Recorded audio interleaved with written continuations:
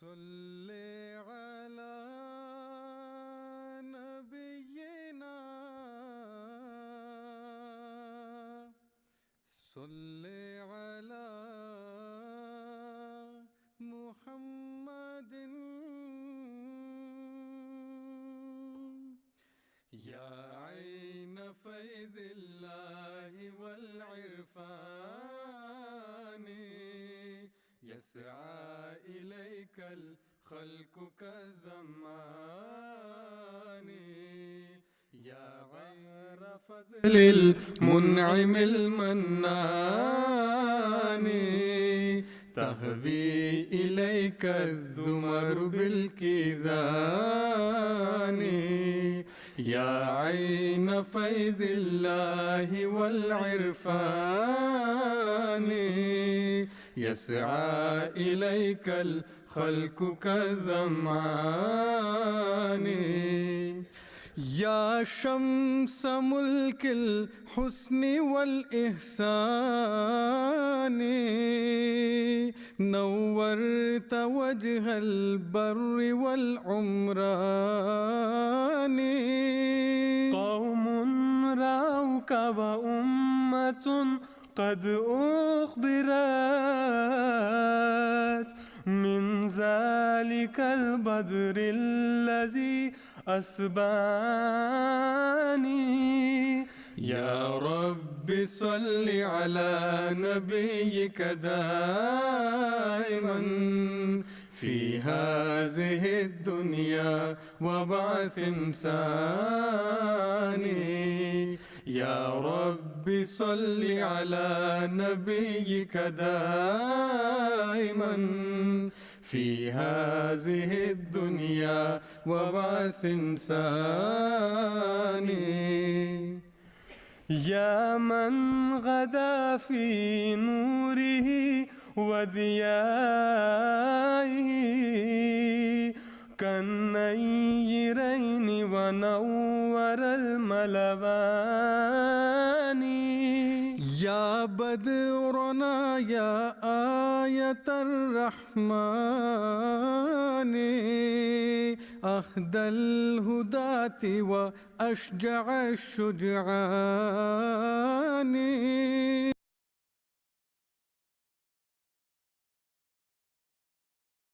Assalamu alaikum rahmatullah.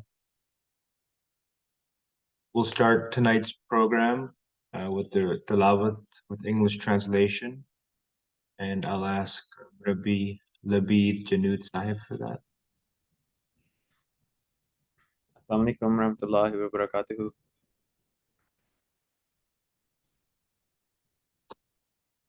أعوذ بالله من الشيطان الرجيم بسم الله الرحمن الرحيم ولو أنهم أقاموا التوراة والإنجيل وما أنزل إليهم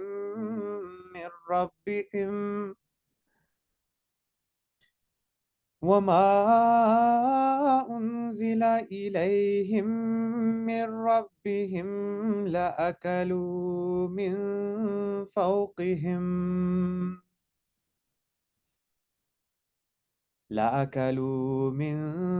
فوقهم ومن تحت أرجلهم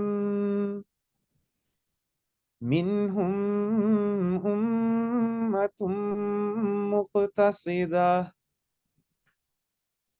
وكثير منهم ساء ما يعملون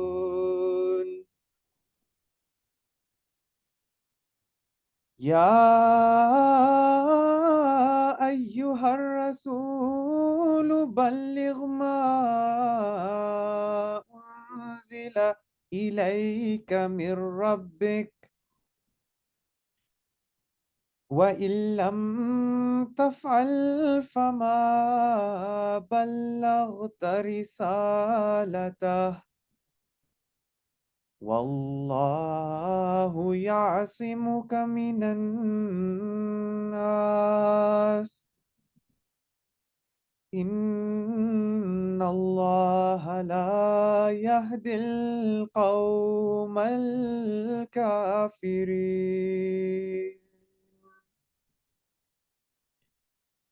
I will now present the English translation of the verses just recited.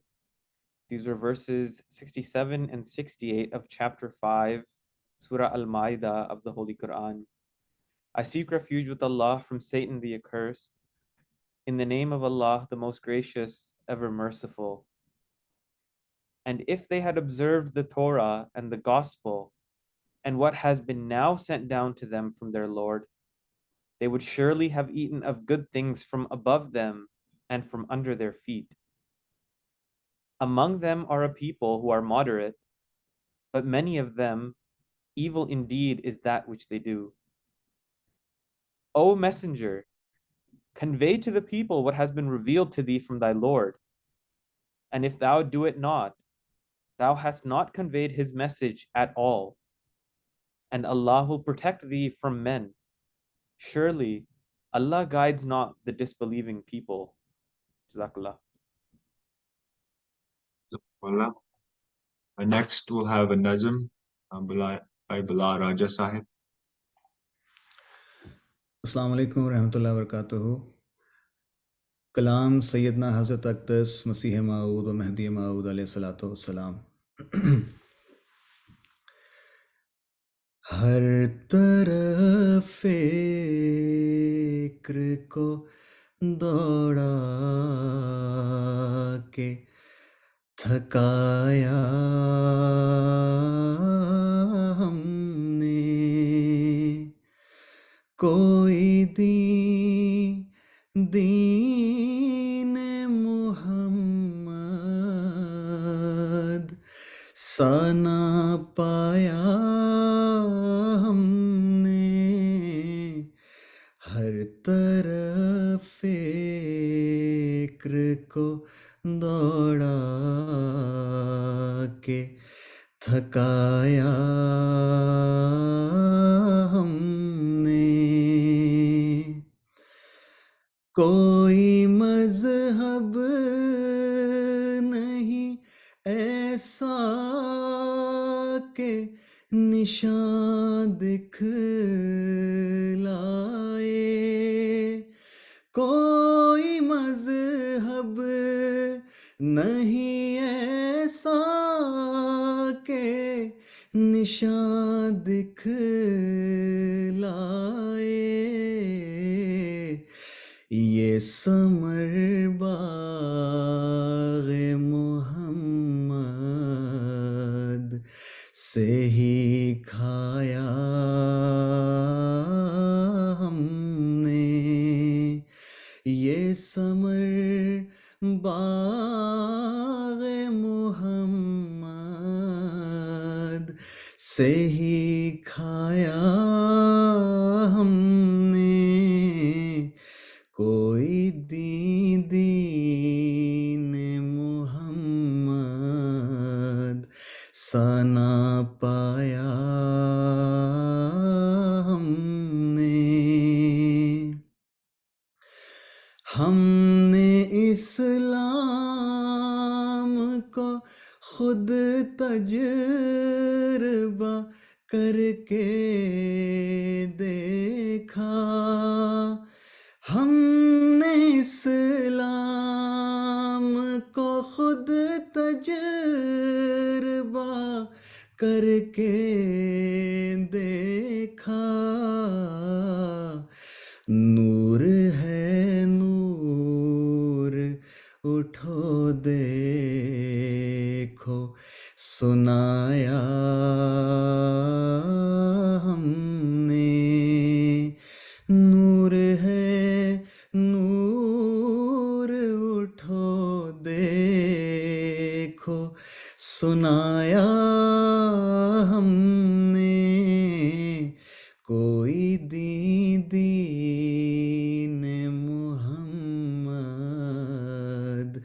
साना पाया हमने। आओ लोगों के यही नूरे खुदा पाओगे।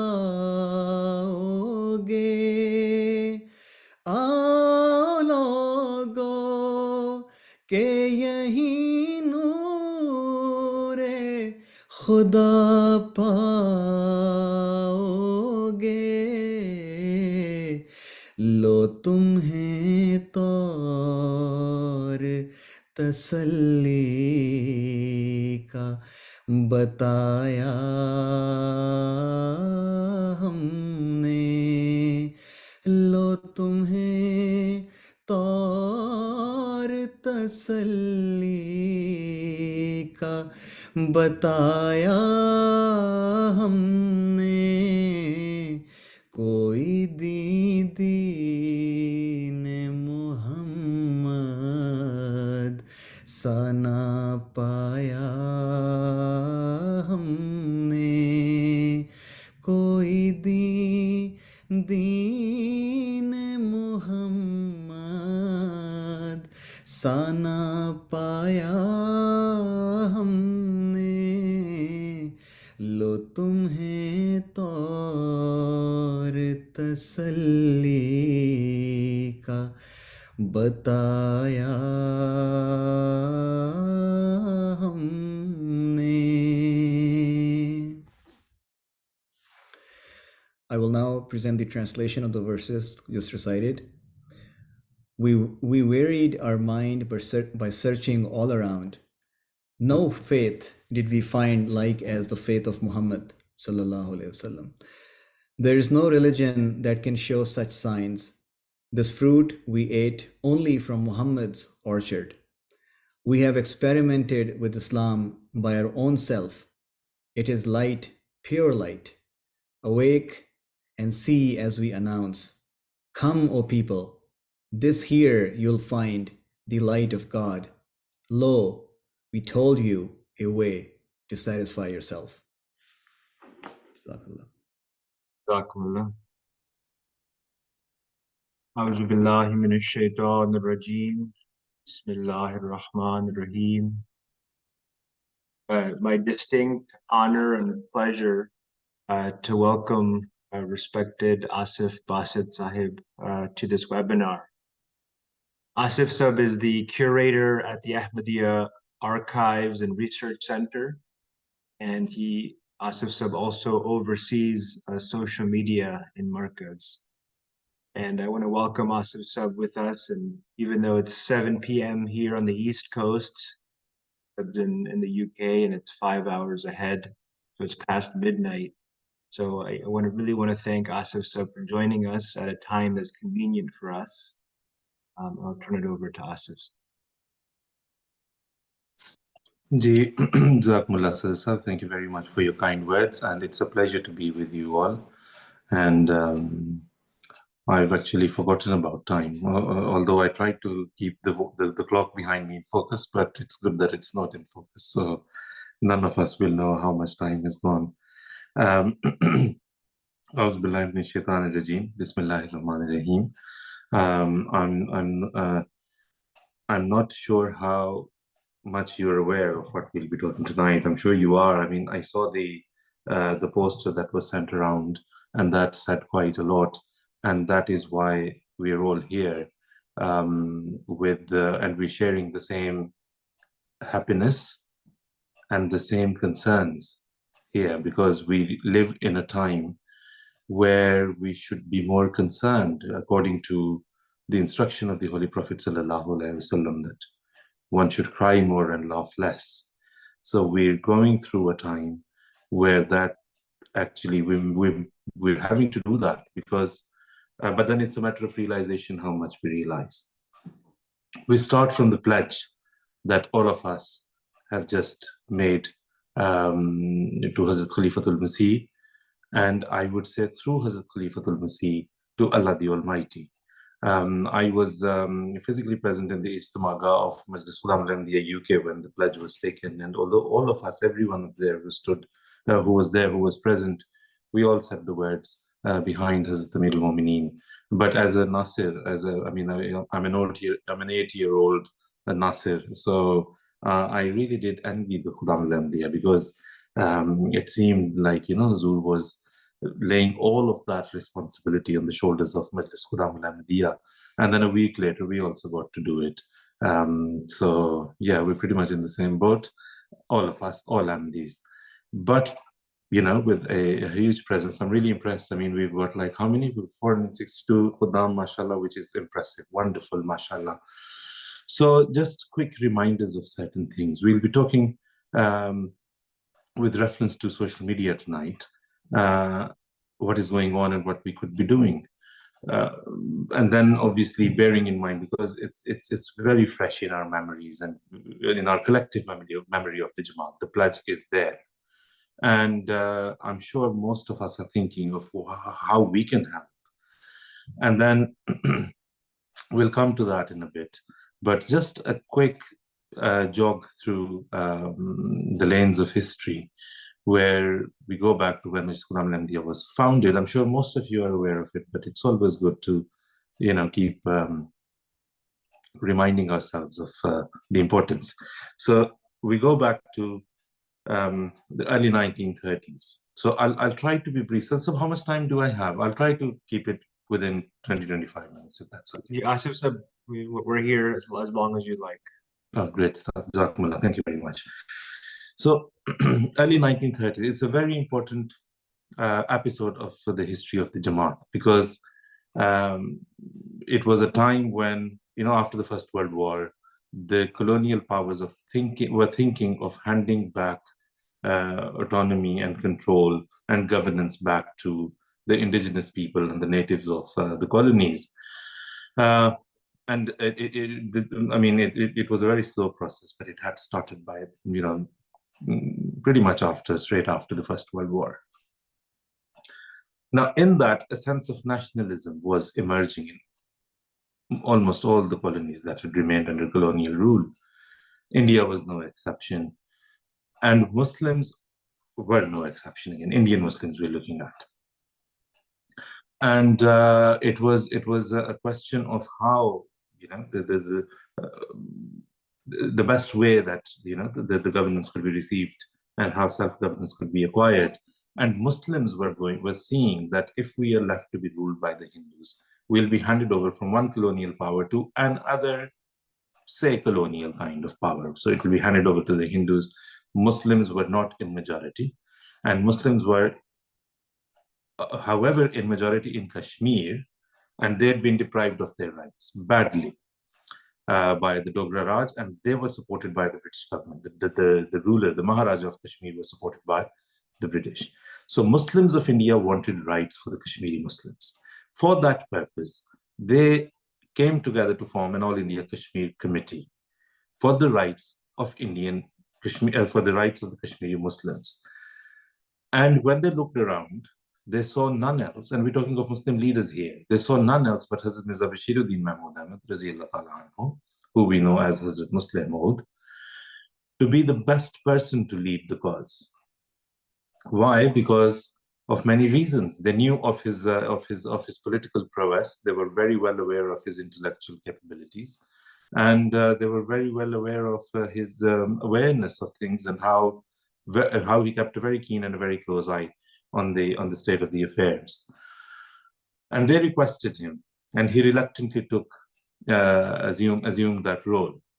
And from then on, what the Muslims of India witnessed was that when he organized, or when he called for an All India Kashmir Day, the whole of India, all Muslims all over India would celebrate or hold a Kashmir Day on that very day, that very time.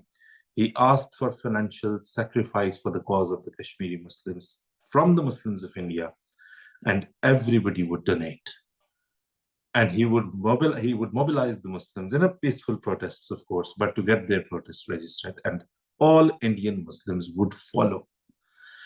Now, this was the first ever time, and probably the last ever time, that Muslims actually united behind the leader. And it happened to be the Ahmadiyya leader, the Ahmadiyya Khalifa. That, while it gives us a level of satisfaction that the Indian Muslims, if they ever united behind anyone, it was the Ahmadiyya Khalifa, as Muslim Majlis Khuddam-ul-Ahmadiyya, it was seen as a threat by the Muslims of India, the non-Ahmadi Muslims of India. And that is when they realized that this little Jamaat, sitting in this little corner, tiny village of Punjab, is actually a huge power. It's atomic in its inherent nature. And if they were to mobilize one day, they could emerge as a huge political power.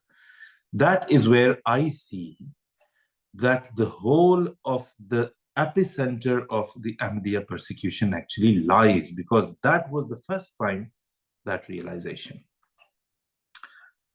And that is when we notice the Ahrar coming into the Majlis Ahrar-e-Islam. I mean, we just tend to say Ahrar and move on. The opponents of the Ahmadiyya, they united, and that united front was called the Majlis Ahrar-e-Islam. And it is from there that we see certain offshoots like Majlis al-Tahfuz-e-Khatm-e-Nabuwat and all of these militant organizations. One of the very learned scholars there in the USA, Qasim Zaman, Princeton University. I'm a really big fan of him and a book that he's written. Is it Ulama in Contemporary Islam, The Custodians of Faith? And he says, very rightly so, that all of these banned organizations, militant Muslim organizations, which erupted from Pakistan and which emerged from Pakistan, their roots, all of them, their roots can be traced back to the anti-Ahmadiyya agitation of 1953. So it was the anti-Ahmadiyya agitation that has led to this chaos. Anyway, so Majlis Ahrar-e-Islam, that is when they came into action, mid-30s, 1933-34. And they very clearly said that we will ensure that we raise the name of Ahmadiyyat from the face of the earth. And we will ensure that Qadian turns into a bygone, into something of history. And nobody will be there to even remember the name of Mirza Sahib or the name of Qadian. So it was such situation. I mean, it had never happened. It was unprecedented. They literally, they would come in mobs and they would loiter around the streets of Qadian, just chanting this type of slogans and threats. And it was at such a time that two things happened. One, Hazrat Muslim Maud Raziyallahu Ta'ala anhu said that you claim that you will raise Ahmadiyyat from the face of the earth. I'm not going to retaliate, nor is my Jamaat. But I must tell you that Allah has guided me the way I should react to it. And that is by not only that you will not be able to ever erase Qadian or the name of Qadian, or erase the name of Qadian from history. Allah has instructed me to take this message to the corners of the earth. And then Huzur launched Tahrik-e-Jadid. And soon after, as Muslim Maud Raziyallahu Ta'ala anhu saw that it was actually in the youth that laid the future of the Ahmadiyya Muslim Jamaat. And that is when he founded an organization called Majlis Khuddam-ul-Ahmadiyya. At the start, it was by membership only, and it was optional. And anybody who wanted could join. And then later on, very soon after that, it became, everybody was by default, any member of the Ahmadiyya Muslim Jamaat, male member between the age of 15 and 40, automatically would become a member of the Majlis Khuddam-ul-Ahmadiyya. The manifesto that Huzur gave to Majlis Khuddam-ul-Ahmadiyya, and the motto and the goal and the objective, first and foremost, was not to actually see how to tackle these mobs. Yes, that was a tiny part of it, to protect Qadian. But the first objective that he stated of Majlis Khuddam-ul-Ahmadiyya was that any allegation raised against the Ahmadiyya Muslim Jamaat, our youth should be able to respond to it. They should practice in writing articles, having them published, talking to people, carrying out debates, and enhancing their knowledge, strengthening and bolstering their knowledge base so that they can speak to anyone and everyone when it comes to the beliefs of the Ahmadiyya Muslim Jamaat and tackle any allegation whatsoever. So that remains the cornerstone of Majlis Khuddam-ul-Ahmadiyya. It gets to do many, many brilliant works these days, but that remains the cornerstone. And the time that we're going through, when we've very recently taken this pledge, is a time that calls for action. And is a time that calls for all of us to revive in our memory why Hazrat Muslim Maud Raziyallahu Ta'ala Anhu actually founded this blessed organization. So we could be doing all sorts of duties for Khuddam-ul-Ahmadiyya. They're all very appreciable. I mean, the work that Khuddam-ul-Ahmadiyya does is amazing. I mean, you know, all the Jalsa Salanas, you see Khuddam standing in car parks and guiding people and working as marshals and whatnot, you know. So all sorts of, they're all great.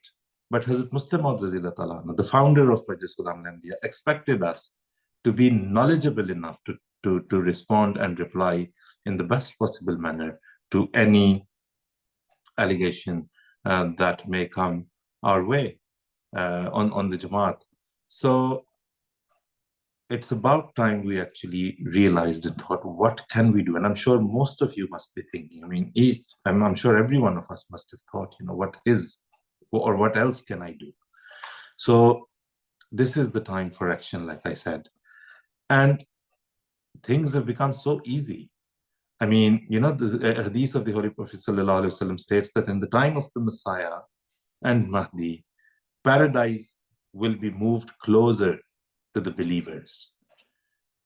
And at this moment, if we look at it from this particular angle at the moment, in this day and age, it's become very easy to respond to allegations, because most of the debates and most of the munazara as it used to happen, and most of the allegations are being thrown at us on social media. And all of us, I think all of the, how many are we now? Mashallah, all of the 532 people in this meeting today, I doubt there is anyone who doesn't have a smartphone with all this, with most of the social media apps that are commonly used. I was invited by Majlis Ansarullah UK on the National Ijtima to speak to them on the evils of social media and how to save our younger generation. And I told Sadr Sahib Ansarullah that you're inviting me, but you might not want to invite me again, because the type of advice I have is not the very conventional one, where I go and tell the Ansar, get your children to delete all of these apps, because that isn't the way forward. So I actually urge the Ansar to download those apps and familiarize themselves to them, so that they could actually see where their children are, when they're on social media. And so that, because the stranger danger thing has actually changed with time.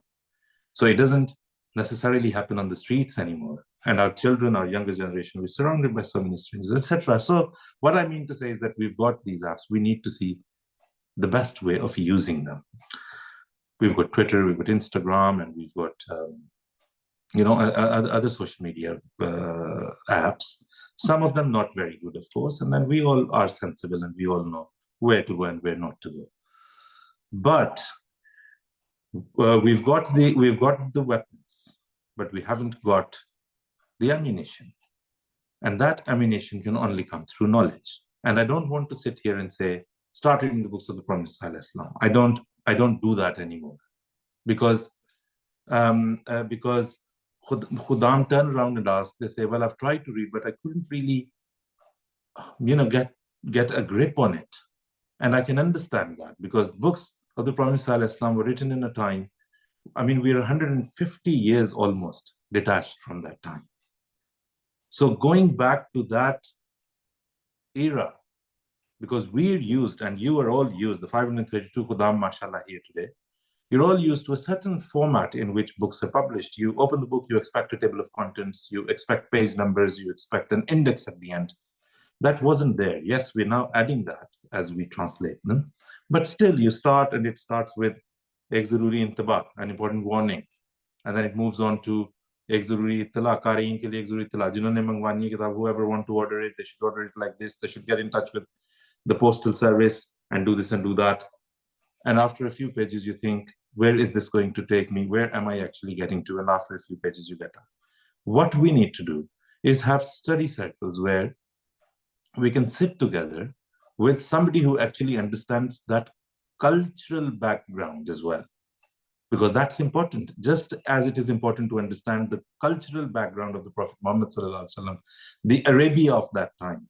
That is why the books of Sirah are also treated as books of history, because they try to convey and communicate and give us the feel of that time and age. So somebody who can actually, and we'll be able to answer so many questions, you know. For example, our opponents mock the Prophet ﷺ by saying that he used to carry a piece of good, you know, a little bit of sweet. I'm sure most of you know, in his pocket. And they say, what kind of a prophet is that? Why would he carry that? But to understand that, I mean, it's quite easy actually, because we know people were diabetic, and the Prophet ﷺ was diabetic. So with that fear of what do you call it, hypoglycemia, isn't it, doctor? Hypoglycemia. Hypoglycemia. So to avoid that, you know, where your sugar levels, your blood sugar levels dip too much. Even today, people carry around sweets. It's just that, you know, the shape and form has changed. So looking at that, and so looking at that cultural milieu, where the Prophet actually was sent, is very important. So starting with reading the books of the Prophet ﷺ, understanding them, the cultural milieu, the historical importance, why India, etc., developing an interest. And I mean, there was a time when I actually got worried. I thought I'd never be able to read the books of the Prophet ﷺ, because every second, third, fourth line would stop me and hold me and not let me move on. For example, I remember when I started reading Brahim Ahmadiyya, the Prophet ﷺ writes, I'm sure it's in the first or the second part of Brahim Ahmadiyya, that a conference of the Christian missionaries that has recently been held in Calcutta. And a priest has said that, look, we have now increased in number to this and this. I just stopped there and I said, which conference, where in Calcutta, which priest was saying that? How do I find that? And I put the book aside, and I was after looking into what conference was held, why it was held, what was happening, etc., etc. And then you go along, and then the Prophet ﷺ's books that teach you the Holy Quran. If you want to read the Holy Quran through the Prophet ﷺ, start reading a book and see how verse after verse after verse follows and takes us through the Holy Quran. Sometimes you feel like putting away the book. Say, you know, the Prophet ﷺ quotes something from Surah Takwir. You put it away, you go and read the whole of Surah Takwir. So the Promised Messiah ﷺ is taking us through the Holy Quran, and it's the best opportunity to read and understand. However, coming back to the topic, so once we've got that, but that is something that takes time. The action that we require right now is that if you go to the internet and type the name Mirza Ghulam Ahmad without any salutations, majority of the times, the first few entries will be extremely painful, because they'll be from the non-Ahmadis. And the non-Ahmadis spare no, no means of trying to, throw some kind of, mock or ridicule the Prophet ﷺ. And it's really painful to see that. So we need all of those entries to be replaced by our entries. There's so much literature produced in the Jamaat in English language. The Review of Religions, Al-Islam, which is, the USA Jamaat hosts it and houses it. We've got Al-Hakam, we've got MT International, the social media accounts, we've got so much material coming out all the time. All we need to do is maybe start a campaign, not a Twitter campaign as it's usually done with a certain hashtag, but just a campaign in the sense that we start posting at least a tweet or a post anywhere with the name of Hazrat Mirza Ghulam Ahmad included in it. We are trying here in the Markaz to produce a resource whereby it, in the form of an app, where all these organizations that I've just named and others as well will be contributing their material, where Khuddam and other members of the Jamaat will be able to pick it up. They'll get a notification, it comes there, they pick it up, whether it's from Review or from Al-Hakam or from Al-Islam, and they use it in whatever way they want. But we do encourage that each one of us at least should be able to formulate a tweet. So it's not just about picking up a link from Review or Al-Hakam and then just sending it, but also to formulate certain words using the name of the promised Messiah, ﷺ, and anything to do with that certain link that you're going to post, and then just sending it out. But that way will be, because this social media, I mean, it's just grown so fast and so swiftly that there, I mean, I think the whole of the world seems to have lost control of it. Nobody knows what to do with it. So that is the only way we can contribute, because we can formulate, we can make committees of like 50, 20, 200 people, 300 people. It's not going to work. Now is the time that every single Ahmadi comes into action and uses the social media in the best possible manner for tabligh purposes, or the least that we can do is to create posts with the name of the promised Messiah, والسلام, with the name of Hazrat Khalifatul Masih, with the name of Jamaat Ahmadiyya, post a link from any of these resources and send it out, so that, you know, this whole task force, we all turn into a task force, each and every single one of us. Just as we set reminders for so many things every day, that I need to do this at such and such time, I need to do this. It can be done just, you know, walking, because our phones are always with us. We're always carrying them around. We do check them. Even at work, I mean, during breaks occasionally, we just go and quickly have a look to see what's going on, and if there are any messages or any, you know, updates on social media or anything. So it's just a matter of setting a reminder for ourselves that, have I done my little bit, my 2 pence or 2 cents for today? And like I said, we're in the process of making a resource for that, but it's going to take a little bit of time. But because in my very recent mulaqat, I got the impression that Huzur wanted results very soon. So what we did immediately was create a Twitter account for now. I've shared it with Ibrahim Chaudhry Sahib, and if you can please show it here.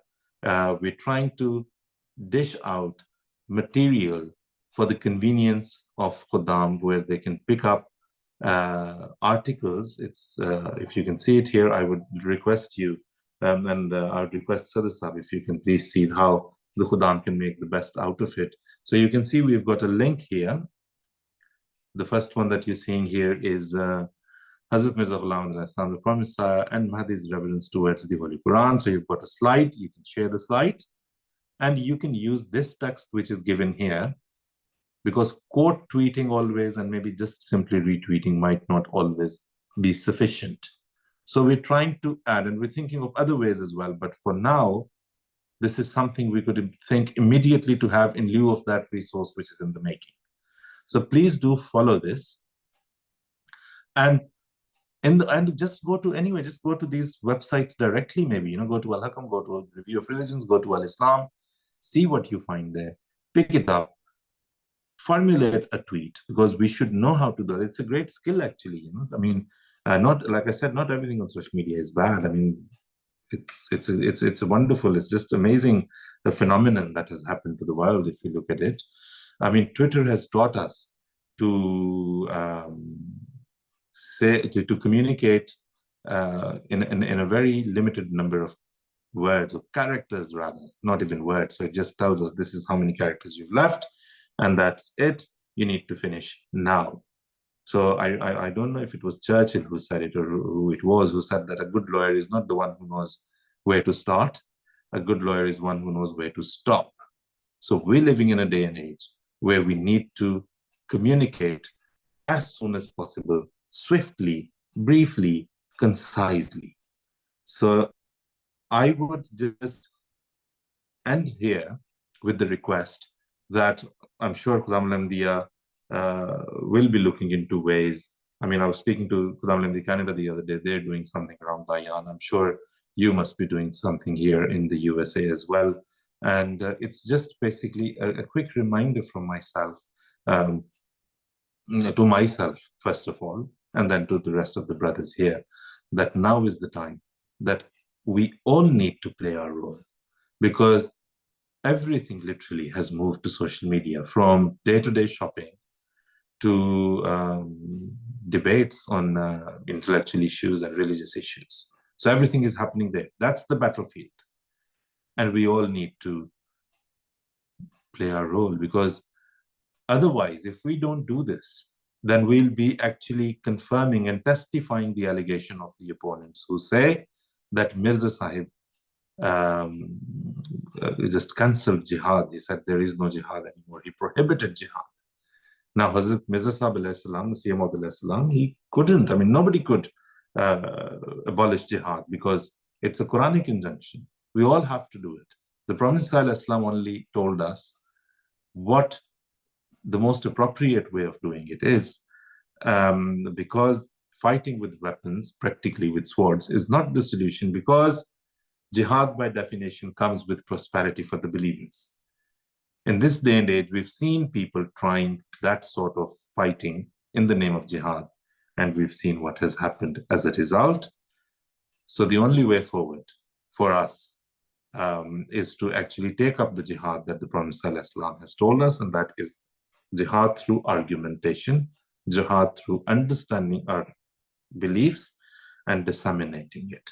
So it's time that we all woke up to the call of the Hazrat Khalifatul Masih and responded by doing whatever bit we can, especially with the machines that we all carry around, and we all have the facility to do so. Being thankful to Allah for us to be able to so close to this communication technology would be to disseminate the message of the Prophet ﷺ. That's it from me. So if there are any questions or anything else, or you want to instruct me in any way, so please let me know. Jazakallah, Asif. We also did send the link out to other Jamaat members, so we may have some ladies and Lajna and Ansar members with us. We have some questions. If you allow us, Asif Sab, we can take some questions. Okay. Please, Jesus. Rahim bhai, go ahead. Ji, Assalamu alaikum warahmatullah. Jazakallah for that inspiring talk, Asif Sab, and I think we are now blessed with an opportunity to have a Q&A session. What I would request is, to just the interest of time, we will be using the raise hand feature on the Zoom itself, so you could raise your hand, and we'll go in order. Just remain close to your computer or phone which you're joining. And so we will unmute you and you can ask your question. Just a reminder to be brief, and so we can try to get as many questions in as possible. I will start with the raise hand. So first, the name is Amjad Saab. If you want to go ahead and ask your question, or next is do you have Amjad Saab? The next is Osama Wansab, if you want to go ahead and unmute and ask your question. Yeah, can you hear me? Sorry. Yes, we can. Jazakallah Asif Basit. Just a quick question that we get a lot during Tabligh is, if Hazrat Masih Maud Islam has come as the Messiah, then the next question, unfortunately, like a lot of people ask, is then where's the Dajjal and how did he slay the Dajjal? So if you could shed some light on that, especially in the recent events. Jazakallah. Okay, Jazakumullah. I'll quickly try and attempt to answer that question here. I like to ask this question too when I go to Jamia. I get the opportunity to speak to the final year, I always ask them, I say, who is the Dajjal? The reply that I often get is that the Dajjal are the Western nations. And then I ask them that if that is the case, then why are we here? And are we talking of the same Western nations who have, allowed us to live in their country and to propagate Islam in their country, to have jamias in their country, to have Hazrat Khalifatul Masih living in peace and security in their countries? And do they really deserve to be called the Dajjal with just a single stroke of the brush? And then they start thinking, because it's very easy to say, oh, the Dajjal is this, the Dajjal is that. The Dajjal is, in our understanding, that is how I see it. Because you can't just say the word, because the Western countries, they've done amazing work in science and technology. For example, in medical science, X-rays and MRIs and all sorts of other screening and medicines and surgery. It's so sophisticated these days that they're providing a wonderful service for humanity. So just saying the Western nations are the Dajjal is not right. It's when we start seeing them as a replacement to Allah the Almighty, and seeing them as they're the ones. I mean, we're seeing the medicine or the doctor or the pharmacist as one who gives shifa, and seeing other technological advancements or inventors as people, because that is what exactly has happened. I mean, science has brought miracles into question, because there used to be a miracle of Jesus, that Jesus walked on water, and they said, here you go, we've created a ship which is like thousands of tons heavy, and see, it floats on water and it doesn't sink. You talk of just one person. So they brought religion into question. How much we take influence from that is up to us, how much we take them to be the Dajjal. So it's not a simple and straightforward kind of an answer to say, oh, this is the Dajjal or that is the Dajjal. I'm sure, who was that? Was it Usama Awan Sahab? So Usama Sahab, I think it's a matter of, there always has been, the light and the dark, the protagonist and the villain, the hero and the villain. So in every day and age, if the Messiah is to be the hero, there will have to be a Dajjal, which doesn't necessarily have to be a person, a single power. It can be a combination of so many things. Like I just told you, we can turn medical science into the Dajjal if we want. It's up to us, the way we look at it, the way we understand it. But then, is the Messiah actually a hero? It's up to us to prove that to the world first. And that is when comes the question of the Dajjal. So I personally see it like that. I don't know, Sama Sahib, if I've been able to answer your question in this very short time, but yeah. Jazakum.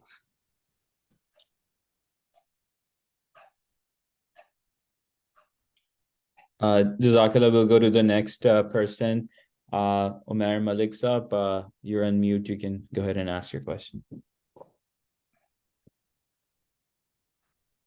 Jazakum, can you hear me? Yes, we can hear you. All right, Jazakallah Asif for your presentation and your efforts. I see you on Twitter, very active, mashallah, and the videos are very helpful. I just wanted to proffer a recommendation. In my professional life, my job is to understand Google, its algorithms, and how businesses to increase their visibility online. So I work with the True Islam team, and I'm working also with the True Islam UK team and the Rational Religion team as well. So we do talk about this, the online jihad and how we can overcome our enemies. I just wanted to make a recommendation based on the most recent Google updates. Google has been aggressively changing its algorithms and rewarding certain websites over others. And I just wanted to share, in the most recent update a couple months ago, they started rewarding what we refer to as UGC, user-generated content, a lot more. So this initiative has come at the right time. I just wanted to offer to recommend that we also have an increased presence on Reddit. So Reddit and other forum websites where people ask questions, those sites have been rewarded with a lot more visibility. And so if there is some room for it, I would recommend creating a subreddit and having active posts, not just on Twitter, but also on Reddit, because as you know, there's a lot of subreddits that are attacking Jamaat as well. And so if we create a subreddit and have our own strategy there, it would go a long way. So I just wanted to share that Great. from the recent update. That's wonderful. Great stuff. Inshallah, we'll look at this here as well, and I'm sure Saab and we'll also see what can be done about it. It's a really good suggestion. Thank you very much for that, Omer Saab. Jazakumullah. We'll go to the next hand raised. It's Sayyid Ahmed Awasa. You can go ahead and unmute and ask your question. Assalamu alaikum. Walaikum assalam. So, Asif sir, my question is, as there is an ongoing conflict between Israel and Palestine, many Muslims are sharing videos and pictures that say that we are waiting for Imam Mahdi, and mostly they all are discussing about Imam Mahdi's army, that Imam Mahdi and his army will come and save the innocent Muslims. So how can we have a dialogue with those people and explain to them that Hazrat Masih Maud ﷺ is the Imam Mahdi, and what are our role now we are playing to save or help the innocent people from dying? I mean, I think it demands a very long answer. And I would just say, you give tangible evidence. You need to show them, you need to tell them what this army of the Imam Mahdi is doing. And when you talk to them, while you talk to them, whether it's for 20 minutes, 25 minutes, that conversation, you alone will be the face of the Jamaat. And you alone there would be the face of the army. So what you do and what you've done and how personally connected you are to the army and the cause is actually what's going to have an impact. Otherwise, people tend to see, because if they can't see that personal relatability and that personal impact on yourself as a person, nobody takes it seriously. And people tend to take us. I mean, there is this challenge. I'm sorry, Vera, I don't think I'll be able to answer this question adequately, but I must say that we as persons are very important. And like I said, when you indulge in conversation with them, whether it's for 2 minutes, for 20 minutes, for that time, all that span, you are the face of the Jamaat. And a lot of responsibility comes on each and every single one of us. Otherwise, if there is no relatability, and if they can't see any change in us as a person, they wouldn't want to convert. I mean, or they wouldn't want to even consider, because what do you have to offer? Because the simple question that pops up in every mind, in every situation, is what's in it for me? It's very human to ask that question. So how would you tell them what's in it for them if you're not able to tell them what's in it for your own self?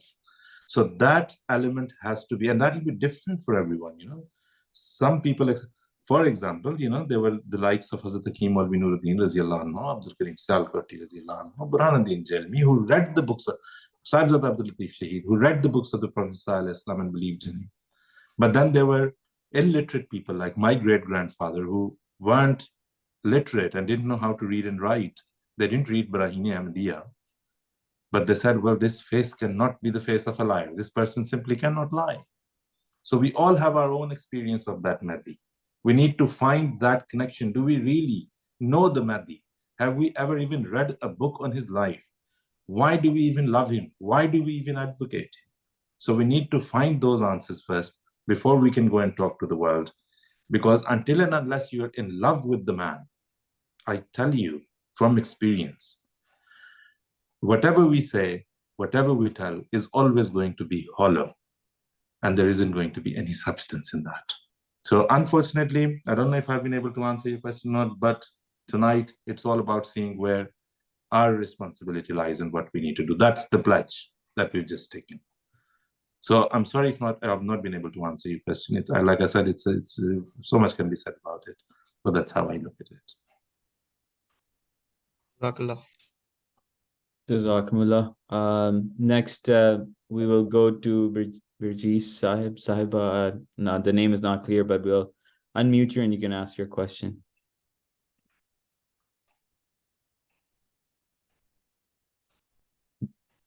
If not, Please. oh, sorry, I just 1 second.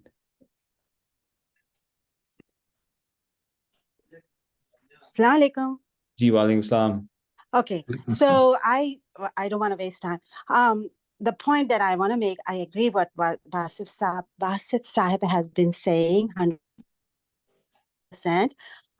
So I love to do tabligh, and I started a blog, and in that blog I have made sure that after this happened, after listening to Huzur, of course, on Friday, I made sure that there is no mention of Jamaat Ahmadiyya, only pure Holy Quran teachings.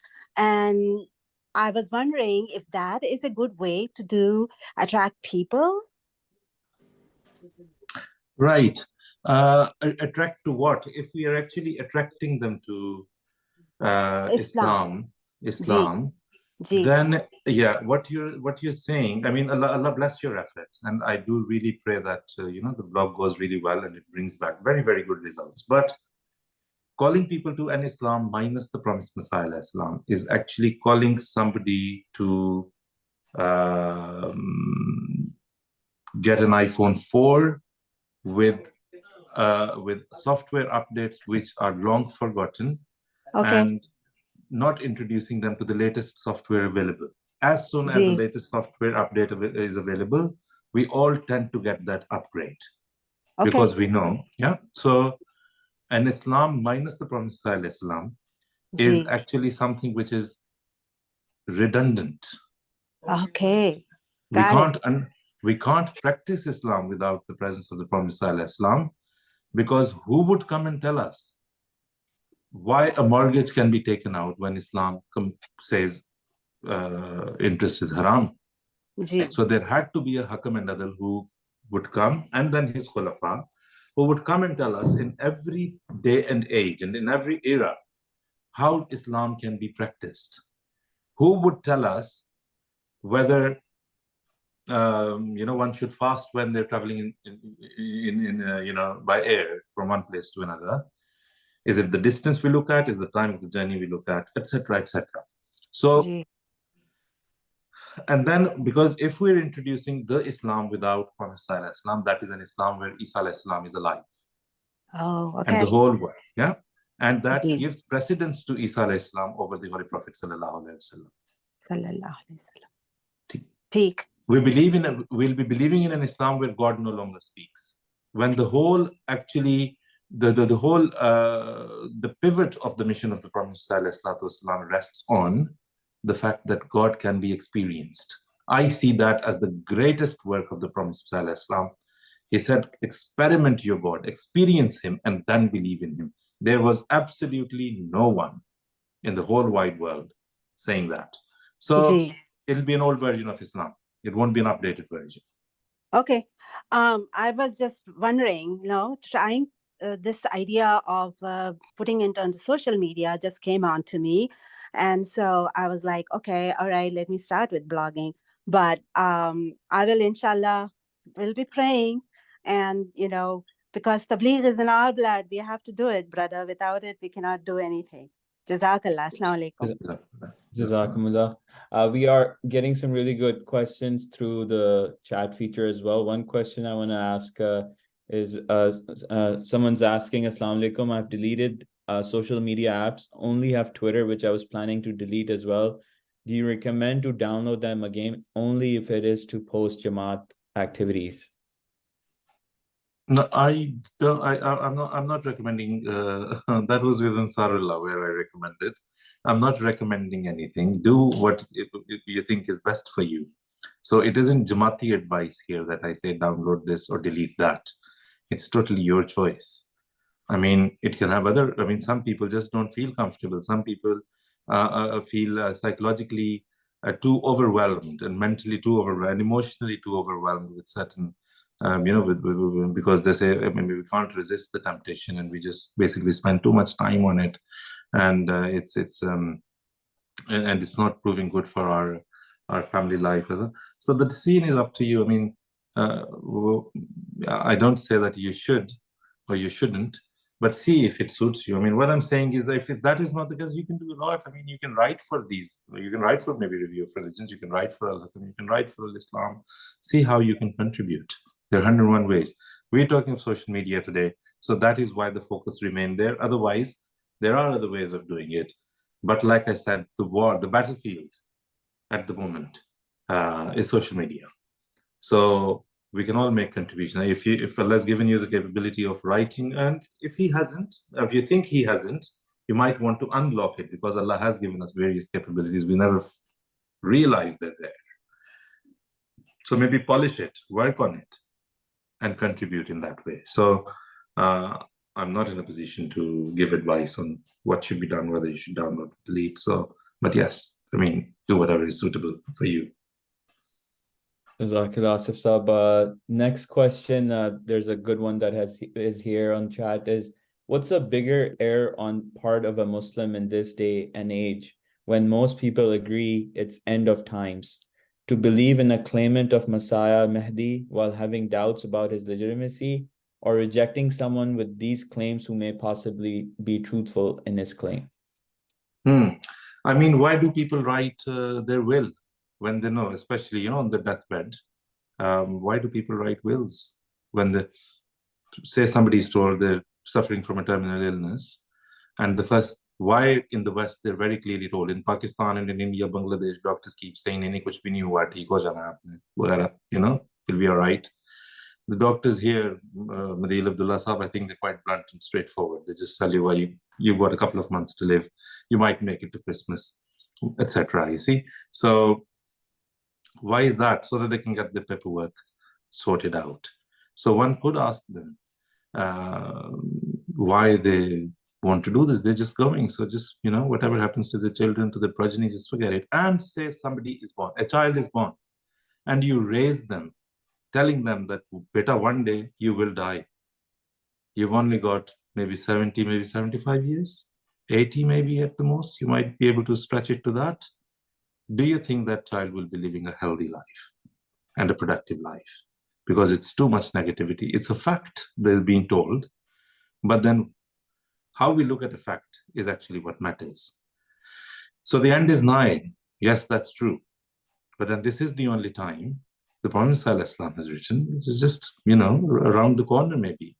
And for every one of us, the Qayamat al-Sughra, the smaller day of judgment, is around the corner. So we just try to make hay while the sun shines. And that is the same with whatever little time we have, we need to sort ourselves out, because the time to go before our Lord is nigh. Jazakumullah, Asif Saab. We'll take a live question now. I see the next hand raised is it says TI. We'll go ahead and unmute you. You may ask your question.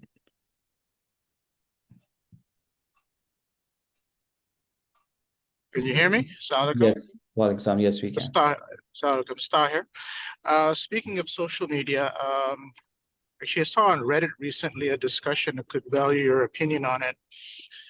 They were mentioning that, and the Prophet Messiah has mentioned that, or we as a Jamaat also say that, the Muslims are in turmoil because they have not accepted the Imam of the age, and that's why, Palestinians are suffering, all Muslims are suffering. And so we're putting some blame on them for not accepting the Imam. But yet we also say that Ahmadis are suffering in Pakistan and other places, but we don't call that punishment, we call that a trial. How do you differentiate a punishment from a trial? And how do you How would you respond to this idea that it's the Muslims all their fault? It's the Palestinians' fault, basically. Thank you. Thank you very much. It's not only the Palestinians, and it's not about accepting the Imam. It's more about accepting no Imam. That is where the actual issue is. The whole of the Muslim Ummah is so badly torn apart and so badly split. There's no leadership, because for anything to succeed, it has to be spearheaded by someone, and that spearheading has to come from an Imam in the very Islamic sense of the term. So it's not only about not accepting the Imam, it's about accepting no Imam at all, having no Imam at all, no leadership, nobody to spearhead. So that is the first thing that we need to bear in mind. Now, not accepting and the ones who have accepted the Imam of the age, why are they undergoing suffering? We need to put them side by side to understand whether it's a trial and a test from Allah, or whether it's a curse from Allah on someone. The whole of the Muslim, you see that the whole of the Muslim Ummah has actually tried to stop a little sect from growing. Why? I mean, my question has always remained, books of the Prophet Messiah or any Jamaati literature is prohibited it's banned in Pakistan. You can't print it, you can't publish it, you can't circulate it, you can't market it, you can't have it anywhere at all, even in your homes at the moment. Why?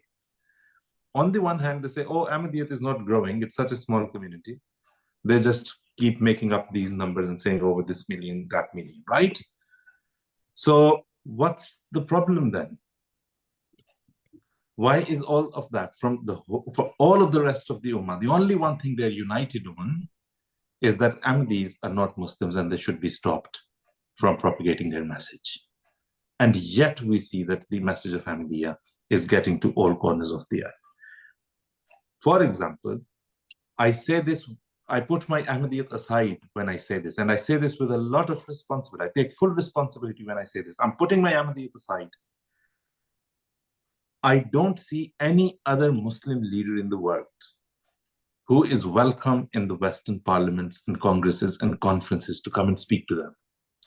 I don't see any Muslim leader, one who is invited by these with these houses, these parliaments, who walks into their parliament in his traditional Punjabi dress from head to toe. Yet he's the hero, he's the star of the evening. He's not ashamed of his identity at all. He carries his identity with a lot of pride. He says, this is who I am. Take it or leave it. And then we know the impressions that we've heard them on MTA. And I can tell you, from my role on MTA, I can tell you, it's an overstatement to say that the interviews or the impressions that are aired are even a handful. It's an overstatement to say that. They're in bulk. So it's different ways of life. Like I said again, I mean, we can go on and on about this, but there's simple tests, litmus tests that we can do to realize and to find out, whether it's a test, a trial, and because when the Hijrat happened from Qadian, I mean, it was a very painful episode, leaving behind the Markaz, leaving behind, where the Prophet ﷺ is buried, the Behshti Maqbara, and Qadian, and then moving to another strange land. And then after a few years, or a few months maybe, somebody asked Hazrat Muslim Maud Radhiyallahu Ta'ala anhu, Huzur, when do you think we'll go back? Huzur said, I'm looking in the future, I'm looking at moving forward. And you're asking me when we're going to go back. I'm not going backwards. We're not going backwards. We're going in only one direction, and that is forward. So that is how we've seen things have progressed in the Jamaat Ahmadiyya. And that clearly tells us. So it's about not accepting the Imam and also not accepting any Imam. And they will not be able to accept any Imam because we've seen, I mean, so many attempts have been made, nothing has worked. Asif, I want to be mindful of your time. It's past 1 a.m. on the UK. I don't want to, there's a lot of questions here, but I don't, want to also be very mindful of your time as well. We We can wrap it up if that's okay. ठीक है जी. So Go ahead, Asif. no, I just wanted to say thank you very much and Jazakallah, and it was really an honor to be with all of you here, and the questions were wonderful, and I mean, I know that I've not been able to respond very well, but I mean, yeah, it was really good to speak to all of you. Thank you ever so much for having me, and please remember in prayers. Jazakumullah. Jazakallah. Asif sir, on behalf of Majlis Khuddam-ul-Ahmadiyya and all of us here, I'm very thankful for you joining us. I'll request if you can do silent prayer, lead us before we end. So, can you please lead us? Okay. All right, let's do dua.